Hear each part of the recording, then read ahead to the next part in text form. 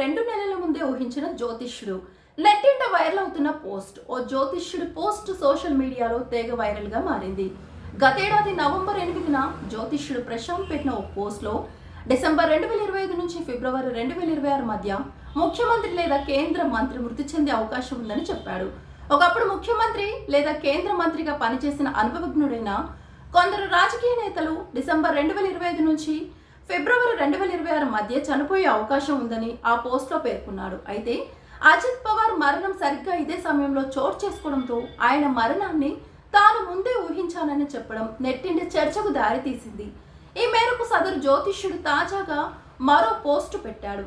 December 2025 నుంచి ఫిబ్రవరి 2026 మధ్య ఒక అనుభవజ్ఞుడైన రాజకీయ నాయకుడు చనిపోతారని నేను అంచనా వేశాను.